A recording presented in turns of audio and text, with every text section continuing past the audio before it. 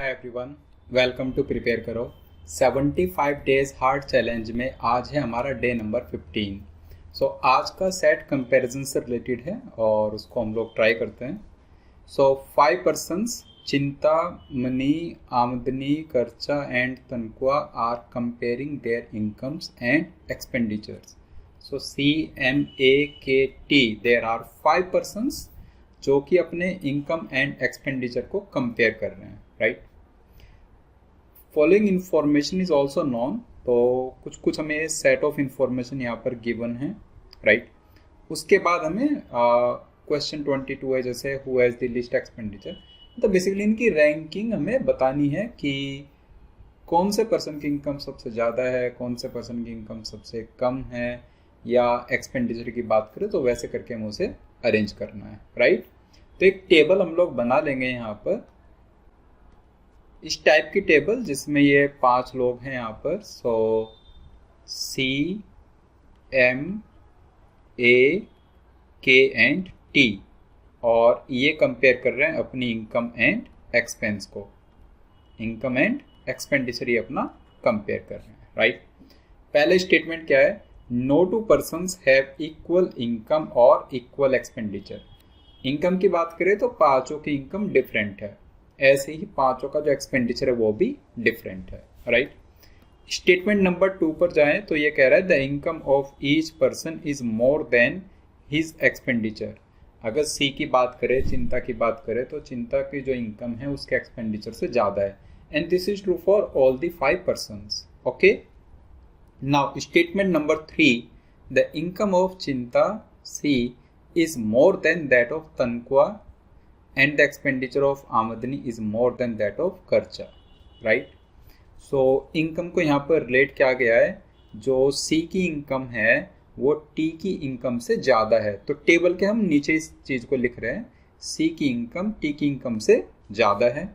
Also expenditure of आमदनी is more than that of खर्चा। ऐसे ही जो A की एक्सपेंस है, A का एक्सपेंडिचर है, वो किससे ग्रेटर है, खर्चा के एक्सपेंडिचर से। A is greater then K।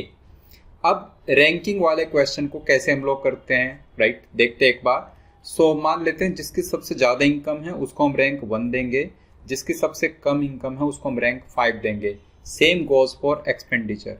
तो अगर C ग्रेटर देन T है तो कैन वी से C को हम इनकम में 5 नहीं दे सकते, सीधी सी बात है, राइट। C से कम इनकम T की तो है कंफर्म। ऐसे ही T को हम इनकम में 1 नहीं दे सकते क्योंकि T से ज़्यादा इनकम C की है, right. A greater than K जो एक्सपेंडिचर के लिए लिखा हुआ है, सेम चीज़ A को आप 5 नहीं दे सकते एक्सपेंडिचर में, और K को आप एक्सपेंडिचर में 1 नहीं दे सकते, ये भी कंफर्म, ओके। इतनी बात समझ आ गई सभी को। अब चलते स्टेटमेंट नंबर 4 पर, the income of money is less than the expenditure of तनख्वाह। M की जो इनकम है वो किसके एक्सपेंस से कम है, T के एक्सपेंस से कम है, right. So income of M is less than expenditure of what, T। Expenditure of T से कम है ये। कैन वी से अगर इसकी इनकम T के एक्सपेंडिचर से कम है तो इसका जो एक्सपेंडिचर है वो T के एक्सपेंडिचर से कम होगा, क्योंकि income of M is greater then income expenditure of M।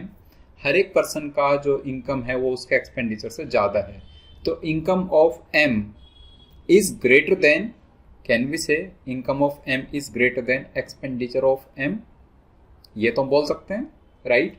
सो हम ये कह सकते हैं, इन दोनों को रिलेट कर सकते हैं कि जो एक्सपेंडिचर ऑफ M है वो एक्सपेंडिचर ऑफ T से लेस है।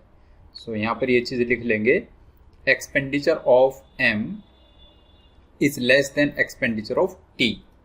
ऑल्सो जो एक्सपेंडिचर ऑफ T है उससे ज़्यादा T की इनकम होगी, ये भी तो कह सकते हैं। Income of T has to be greater than expenditure of T। तो अगर ऐसा आप कह पा रहे हो तो इन दोनों को भी रिलेट कर लो। आप ये कह पा रहे हो कि जो T की इनकम है वो M की इनकम से ज़्यादा है, राइट। T की इनकम M की इनकम से ज़्यादा है, कंफर्म हम कह सकते हैं। उसके बाद चलते हैं नेक्स्ट पॉइंट पर, point number 5, the person whose income is the second highest. Second highest मतलब जिसको इनकम में रैंक 2 मिली, second highest has the least expenditure, उसको एक्सपेंडिचर में रैंक मिलेगी 5, right. And the person with the highest income has the highest expenditure, जिसकी income में rank 1 है उसकी एक्सपेंडिचर में रैंक क्या होगी 1, राइट। तो एक बार ये फिल कर लेते हैं पूरा हम लोग। जैसे C greater than T already solve है, T ग्रेटर देन M आप कह रहे हो, तो बेसिकली इसी में कंबाइन कर सकते हैं, C greater than T greater than M। तो अब आप ये कह सकते हो C से कम इनकम दो लोगों की है, T as well as M, तो यहाँ से क्रॉस 4 भी हम कर सकते हैं अभी, राइट। ऐसे ही T से ज़्यादा इनकम C की है तो 1 क्रॉस क्या हुआ, T से कम इनकम M की है तो क्रॉस कर दो 5। सेम वे अगर हम M की बात करें तो M से ज़्यादा इनकम दो लोगों की है, C एंड T, तो क्रॉस 1 क्रॉस 2 कर दीजिए, राइट। ऑल्सो अगर हम इस पार्ट का यूज़ करें M लेस देन T, क्योंकि A ग्रेटर देन K का ऑलरेडी यूज़ कर चुके हैं, M लेस देन T से क्या समझ आ रहा है, M को एक्सपेंडिचर में आप 1 नहीं दे सकते, राइट। M से ज़्यादा एक्सपेंडिचर T का है क्योंकि, और ऐसे ही T को एक्सपेंडिचर में आप 5 नहीं दे सकते क्योंकि T से कम एक्सपेंडिचर M का है, ओके। इतना फिल किया। अब जो 2 और 5 वाला रिलेशन था, मतलब जहाँ पर एक्सपेंडिचर में 5 क्रॉस है वहाँ पर इनकम में 2 क्रॉस कर लीजिए, राइट। और जहाँ पर इनकम में 2 क्रॉस है वहाँ पर एक्सपेंडिचर में 5 क्रॉस कर लीजिए, तो यहाँ पर आ जाएगा क्रॉस 5। ऑल्सो 1 जहाँ पर इनकम में 1 नहीं है वहाँ पर एक्सपेंस में भी 1 नहीं होना चाहिए, तो यहाँ पर 1 क्रॉस आपने कर दिया, और सेम वे K के सामने यहाँ पर 1 क्रॉस आ गया, ओके। इतना सबको क्लियर हो गया, बस लास्ट स्टेटमेंट को और यूज करना है। इसके बाद लास्ट स्टेटमेंट क्या कह रहा है, the income and expenditure of खर्चा K is more than the income and expenditure of तनख्वाह रेस्पेक्टिवली। जो खर्चा का इनकम है is more than that of तनख्वाह, right. K is greater than T आप कह रहे हो, ओके। ऑल्सो एक्सपेंस की बात करें तो K का जो एक्सपेंस है वो ग्रेटर देन T है, ये भी हमें समझ आ रहा है। K का एक्सपेंस T के एक्सपेंस से ज़्यादा है और K की इनकम T की इनकम से ज़्यादा है, दोनों बातें ट्रू हैं, राइट। नाउ अगर यहाँ पर आप देखो एक्सपेंस वाले पार्ट में, तो A greater than K greater than T, also T is greater than M, तो इसी को थोड़ा और आप एक्सटेंड कर लेंगे, T ग्रेटर देन M यहाँ से आ गया, right. A greater than K greater than T greater than M, इतनी बात समझ आ गई। आप कह रहे हो, राइट, कि यहाँ पर जब एक्सपेंस की बात कर रहे हैं, अगर आप यहाँ से देखें तो या तो हम A को रैंक 1 दे सकते हैं या फिर हम C को रैंक 1 दे सकते हैं एक्सपेंडिचर में। यहाँ पर 1 क्रॉस है, यहाँ पर 1 क्रॉस है, यहाँ पर 1 क्रॉस है, तो 1 के लिए 2 ही चॉइस बचती हैं, या तो A या फिर C। अगर C को रैंक 1 दिया एक्सपेंडिचर में, उसके बाद A K T M आने वाला है, मतलब M को रैंक 5 देनी होगी, और M 5 पर यहाँ क्रॉस बना हुआ है। इसका मतलब है C को एक्सपेंडिचर है 1 तो नहीं दे सकते। अगर C को एक्सपेंडिचर में 1 नहीं दे सकते तो एक्सपेंडिचर में 1 ओनली पॉसिबिलिटी आएगी A के पास। जिसको एक्सपेंडिचर में 1 देते हैं उसको इनकम में भी रैंक 1 देनी होगी, राइट। एक्सपेंडिचर का 1 और इनकम का 1, बात बन जाएगी यहाँ से। अब इन दोनों की रैंक 1-1 हो गई, मतलब A की रैंक इनकम में भी 1 है और एक्सपेंडिचर में भी 1। अब इसके बाद K T M और C इनकी रैंक्स हमें डिसाइड करनी है। अब सोचो M के पास 5 नहीं आ सकता, देन T के पास 5 नहीं आ सकता, K के पास भी 5 नहीं आ सकता क्योंकि K से कम तो T और M के पास है। दैट मीन्स एक्सपेंडिचर में अगर 5 की बात करें तो only possibility is with C। C को एक्सपेंडिचर में रैंक हमें 5 देनी पड़ेगी। 1 and 5 done. K T M उसी सीक्वेंस में K को रैंक 2 दे दो, T को रैंक 3 और M को रैंक 4, राइट। जिसके एक्सपेंस में 5 है उसकी इनकम में रैंक क्या है 2, तो C की रैंक इनकम में क्या आ जाएगी 2। अब हमें M, K और T फिल करना है। नाउ यहाँ से आप देखिए, राइट, इसको ऐड अगर करें हम लोग एक साथ कंबाइन करें तो T is greater than M and K is greater than T। That means we are saying कि K greater than T greater than m, right. 3, 4, 5 ranks बची हुई है, तो k को 3, t को 4, m को 5 ओनली पॉसिबिलिटी। k को rank 3, t को रैंक 4 और m को रैंक 5। ऐसे करके हम इसको फिल कर सकते हैं। ओके, क्वेश्चंस पर आ जाते हैं। Who has the least expenditure? Least expenditure means rank 5, तो ऑप्शन बी आप मार्क कर दोगे। Who has the third highest income? Income में रैंक 3 किसकी है? खर्चा, option C. Who has the second highest expenditure? Second highest expenditure means जिसका expenditure में रैंक 2 है, वो भी क्या है? खर्चा, सी ऑप्शन। एंड लास्ट कह रहा है who among the 5 has the highest savings? among the 5 has the highest savings। अगर आपको हाईएस्ट सेविंग्स बतानी है तो किसकी होगी?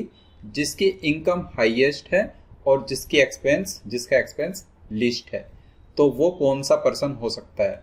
अब यहाँ पर आप देखो, इनकम हाईएस्ट किसकी है? ए की, लेकिन ए का एक्सपेंडिचर भी हाईएस्ट है। और अगर हम बात करें लोवेस्ट एक्सपेंडिचर की, तो जिसका लोवेस्ट एक्सपेंडिचर है, जैसे लोवेस्ट एक्सपेंडिचर सी का है, लेकिन उसकी इनकम हाईएस्ट नहीं है, उसकी इनकम सेकंड हाईएस्ट है रादर। तो इस क्वेश्चन का answer can not be determined होगा। मैं आपको थोड़ा सा एक्सप्लेन करना चाहूँगा यहाँ पर। जैसे आप मान लो ए की इनकम है suppose 10,000, income of A is 10,000, just ये मान लो यहाँ पर, तो आपको डाउट नहीं होगा उससे। 10,000 उसकी इनकम है, राइट। और जो उसका एक्सपेंडिचर है वो कितना है? जस्ट 1000 इसका एक्सपेंडिचर। तो ए की जो सेविंग्स आ गई वो कितनी आ गई? 9,000, राइट। अब आप कह रहे हो सी की इनकम, तो सी की इनकम आप कह सकते हो कि सी की इनकम तो बस 2,000 है, और सी का जो एक्सपेंडिचर है वो कितना है? 500, राइट। ए का एक्सपेंडिचर 1000 है, सबसे ज़्यादा एक्सपेंडिचर ए का ही है, और ए की इनकम सबसे ज़्यादा है वो है 10,000, राइट। तो यहाँ पर ये पॉसिबल हो पा रहा है कि जिसकी इनकम और जिसका एक्सपेंडिचर सबसे ज़्यादा है उसी की सेविंग्स ज़्यादा आ गई इस केस में। तो आप ऐसा नहीं कह सकते कि अगर सी का एक्सपेंडिचर 5 रैंक पर है, सबसे कम खर्च है सी का, और उसकी इनकम सेकंड हाईएस्ट है, तो कि हम बोल पाए कि सी का जो सेविंग्स है वो हाईएस्ट होगी। ऐसा ट्रू नहीं है। हो सकता है ए की सेविंग्स भी ज़्यादा आ जाए, जैसे इस पर्टिकुलर एग्जाम्पल में ए की सेविंग्स ज़्यादा आ गई हैं। तो ऐसे आप रैंडम कुछ नंबर्स लेकर के चेक कर सकते हो। यहाँ पर ये डिटरमाइन कर पाना पॉसिबल नहीं है कि सेविंग्स किसकी ज़्यादा है। ए की केस में ऐसा होता, अगर यहाँ पर जहाँ पर ए की इनकम 1 दिख रही है आपको, उसका एक्सपेंडिचर 5 होता इन केस, तो हम डेफिनेटली कह पाते कि ए की सेविंग्स मैक्सिमम है, क्योंकि उसकी इनकम सबसे ज़्यादा होती और उसका एक्सपेंडिचर बाकी सबसे कम होता। Otherwise in any other case this question is can not be determined. Option D आप मार्क करेंगे। ओके, आई होप पूरा सेट आपको अच्छे से क्लियर हो गया है। ये सारे क्वेश्चंस आपको क्लियर हुए। कहीं पर कोई डाउट है तो कमेंट बॉक्स में अपना डाउट टाइप करना। नेक्स्ट डे मिलेंगे डे नंबर 16 पर एक डिफरेंट DLR सेट के साथ। सो तब तक के लिए बाय बाय।